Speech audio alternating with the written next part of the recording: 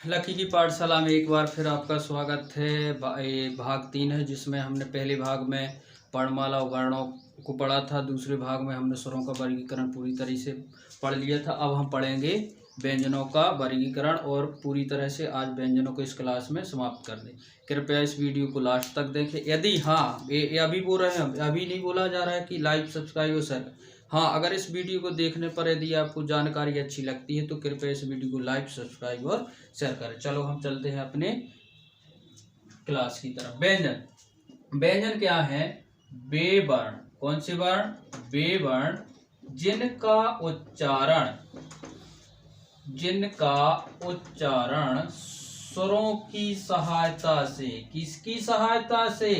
स्वरों की सहायता से किया जाता है, सहायता से किया जाता है। ठीक है, अब बताओ, अगर प्रश्न आ गया वे वर्ण कौन से कहलाते हैं जिनका उच्चारण स्वरों की सहायता से किया जाता है, तो कौन से कहलाते हैं? व्यंजन। अब कैसे किया जाता है बात देखो। हमेशा जो व्यंजन होता है शुद्ध रूप में, कैसे? शुद्ध रूप में हमेशा आधा रहता है। जैसे का लिखा, इसमें जब हम छोटा आ मिला देंगे तो क्या बन जाएगा? पूरा का। जैसे इसमें आधा का लिखा है, हमने बड़ा आ मिलाया तो ये बड़ा का बन गया। जैसे हमने एक आधा का है, इसमें छोटी ई मिलाई तो क्या बन गई? छोटी की बन गई। जैसे इस आधा का लिखा है, इसमें बड़ी ई मिलाने से क्या बन जाएगी? बड़ी की बन जाएगी। यहाँ देखना, दो शब्द है, एक जल जा और ला, क्या लिखा है? जल। दोनों क्या है? व्यंजन है। और जा में से क्या निकलेगा? आ, और ला में से क्या निकलेगा? आ। क्या निकलेगा? छोटा आ, क्योंकि इसमें छोटे आ, छोटा आ की मात्रा लगी। ए देख लो आप, खुद देखो। गा, गा हमेशा शुद्ध रूप में आधा, जैसे ही इसमें हम आ मिलाएंगे तो क्या बन जाएगा? पूरा गा बन जाएगा। ए देखो, अब बोले गए ना, किसकी सहायता से? स्वरों की सहायता से। किसकी सहायता से? स्वरों की सहायता से। ये हो गए हमारे व्यंजन। अब व्यंजनों को हम क्या करेंगे? इनकी गणना। क्या गणना? देखो, एक तो व्यंजन क्या मुख्यतः होते कितने हैं? मुख्यतः कितने होते हैं? 33 होते हैं। लेकिन इनमें हमने उस क्लास में पढ़ लिया था, ढा और ड़ा को मिलाने से कितने हो जाते हैं? कितने हो जाते हैं? 35 हो जाते हैं। फिर इन्हीं में प्लस में 4 संयुक्त व्यंजन जोड़ दिए जाते हैं। क्या जोड़ दिए जाते हैं? संयुक्त व्यंजन। क्या? संयुक्त व्यंजन। तो इसकी संख्या क्या हो जाती है? 39 हो जाती है। कितनी हो जाती है? 39 हो जाती है। अगर आपसे मूल व्यंजन पूछे जाए तो 33 है, फिर उसको मिला दिया, ढा और ड़ा को मिला दिया हमने तो कितने हो गए? 35 हो गए। और 4 संयुक्त व्यंजन मिला दिए तो कितने हो गए? 29 हो जाते हैं। चलो अब हम क्या करेंगे? पढ़ेंगे व्यंजनों का वर्गीकरण। क्या करते हैं? व्यंजनों का वर्गीकरण। देखो, पहले हम पढ़ते हैं स्पर्श व्यंजन। कौन से? स्पर्श व्यंजन। स्पर्श व्यंजन, स्पर्श व्यंजन वो होते हैं जिनके उच्चारण में जो हमारे स्वर यंत्र है उनमें जो हवा है या ध्वनि कहीं ना कहीं इसका टकराव होता है, इसलिए हम इनको क्या बोल देते हैं? स्पर्श व्यंजन। स्पर्श व्यंजन जैसे बोला जाए का वर्ग के व्यंजन, का वर्ग के व्यंजन। अब का वर्ग के व्यंजन में कौन कौन से आ जाते हैं?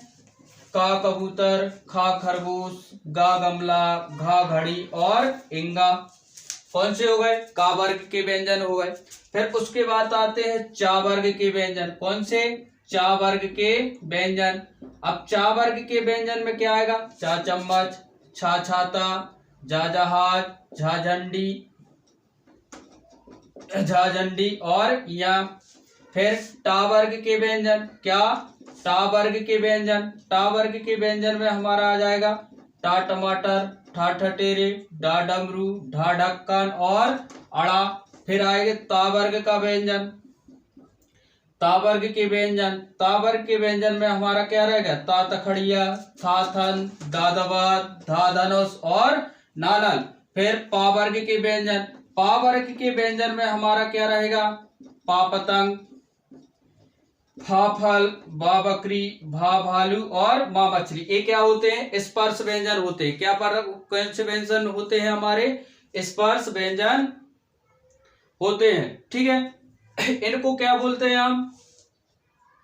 अगर इनको बोला जाए उच्चारण के आधार पर कंठ वर्ण, कौन से का वर्ग को बोलते हैं हम? कंठ वर्ग के व्यंजन। क्या बोलते हैं? कंठ वर्ग के, जिनका उच्चारण कहाँ से होता है? हमारे कंठ से होता है। कहाँ से? कंठ से होता है।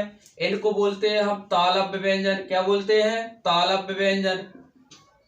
तालव्य व्यंजन। तालव्य व्यंजन अगर पूछा जाए कि निम्न वर्णों में से कौन सा तालव्य व्यंजन है, तो तालव्य चा वर्ग का होता है। चा चम्मच, छा छाता, जा जहाज और झंझटी। प्रत्येक वर्ग में कितने होते हैं? 5-5, मतलब पांचों मिला कितने हो गए?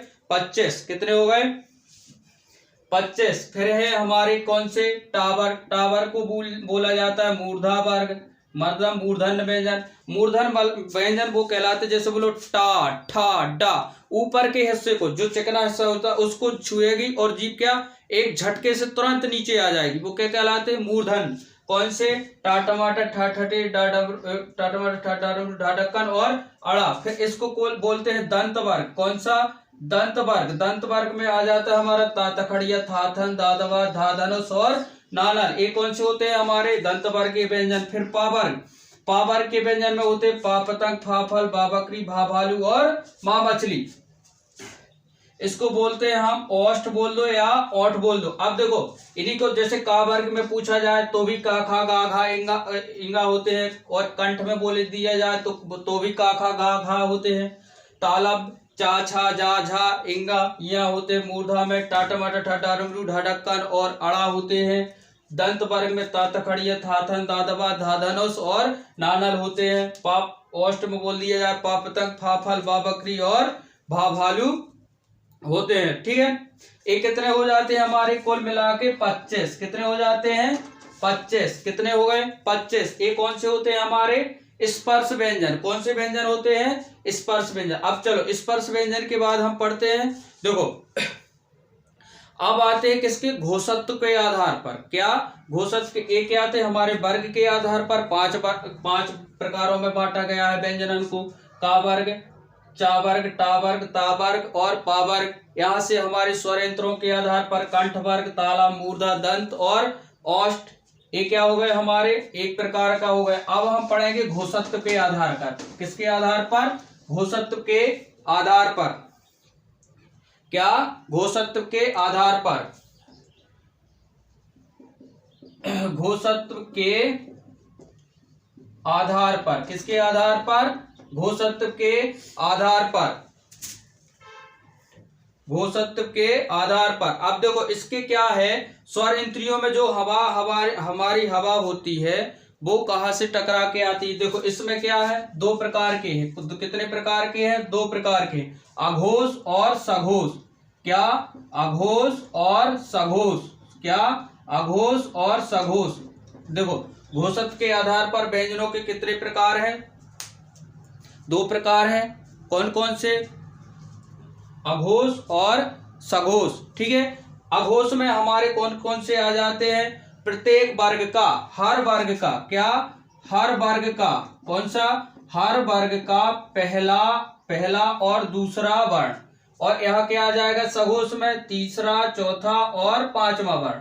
तीसरा, चौथा और पांचवा वर्ण। अघोष। अघोष मतलब जिसमें ध्वनि का ज्यादा तेज वेग से ज्यादा उच्चारित नहीं होती है। ठीक है, सघोष जिसमें ध्वनि ज्यादा उच्चारित होती है। ठीक है, देख जैसे यहाँ लिखा है का, खा, गा, घा और या इंगा। अब देखो हमने क्या कहा? अघोष में कौन कौन से आएंगे हमारे? पहला और दूसरा, तो का और खा ये क्या हो गए हमारे? अघोष हो गए। लेकिन सघोष में गा, गमला, घा, घड़ी ये कितने हो गए? 3 ए हो गए और 2 हो गए। तो ये हमेशा ध्यान रखना। अघोष में कौन से? प्रथम वर्ग के, मतलब हर वर्ग, प्रथम वर्ग के नहीं, हर वर्ग के पहला और दूसरा वर्ण। और सघोष में तीसरा, चौथा और पांचवा वर्ण। ये हो गए हमारे किसके आधार पर? घोषत्व के आधार पर वर्गीकरण व्यंजनों का। क्या? घोषत्व के आधार पर व्यंजनों का वर्गीकरण हो गया। अब प्राणत्व के आधार पर। किसके? प्राणत्व के आधार पर। किसके आधार पर? प्राणत्व के आधार पर। प्राणत्व के आधार पर भी व्यंजनों को 2 प्रकारों से बांटा गया है। कितने प्रकार से? यहाँ इसका मतलब होता है हवा से। प्राण का मतलब है क्या? हवा से, क्या हवा से है, मुख से कम हवा निकले, अल्प प्राण। देखो यहाँ कितने प्रकार में बांटा गया, दो, एक बांटा गया है अल्प प्राण, क्या अल्प प्राण, और दूसरे में होता है हमारा महाप्राण, क्या अल्प प्राण और महाप्राण। यहाँ देखो अल्प प्राण और महाप्राण, यहाँ कंफ्यूजन नहीं होना है आपको। देखो एक पढ़ा था हमने अघोष और सघोष, अघोष और सघोष। अघोष में क्या था, हर वर्ग का पहला और दूसरा वर्ण, सघोष में तीसरा चौथा और पांचवा वर्ण। यहाँ अल्प प्राण, इसमें क्या होगी, हवा मुख से क्या निकलेगी, कम, कम वेग। अल्प मतलब क्या होता है, छोटा, अल्प मतलब छोटा, तो क्या इसमें हवा कैसे निकलेगी, धीमी निकलेगी। कैसे निकलेगी, धीमी। अल्प का मतलब ही छोटा है, तो देखो इसमें क्या आ जाएगी, हर वर्ग का, क्या आ जाएगा, हर वर्ग का विषम संख्या आती, 1, 3 और 5। महाप्राण, इसमें मुख से क्या हवा तेज गति से निकलेगी, दूसरा और चौथा। इसको याद करने की कोई कठिन चीज है नहीं। देखो विषम संख्याओं को क्या कह देते हैं हम, छोटी संख्याएं, तो अल्प मतलब छोटा, तो विषम संख्या कौन सी, छोटी, तो छोटी संख्या 1, 3, 5, हर वर्ग का कौन सा, पहला तीसरा पांचवा वर्ण। और महाप्राण मतलब सम संख्या, महा मतलब बड़ी, तो कौन सी, 2 और 4। देखो यहाँ लिख लो, जैसे चा चम्मच, छा छाता, जा जहाज, झा झंडी। और यहाँ हमने कहा अल्प मतलब छोटे, कौन सी, 1, 3, 5। हमने कहा महाप्राण मतलब बड़ी, 2 और 4। लगता है ये आपको अच्छी तरीके से समझ में आ गया है। क्या आपको कंफ्यूज नहीं होना है। घोषत्व के आधार पर अघोष और सघोष, अघोष में पहला और दूसरा, सघोष में हर वर्ग का तीसरा चौथा पांचवा वर्ण। प्राणत्व के आधार पर अल्प प्राण और महाप्राण। अल्प प्राण जिसमें हवा क्या निकले, कम, अल्प मतलब छोटा मतलब विषम संख्या 1, 3, 5, और महाप्राण मतलब बड़ी, ज्यादा हवा निकले, तो 2 और विषम संख्या 2 और 4। ये आप अच्छी तरह से समझ लेना और कंफ्यूज नहीं होना है।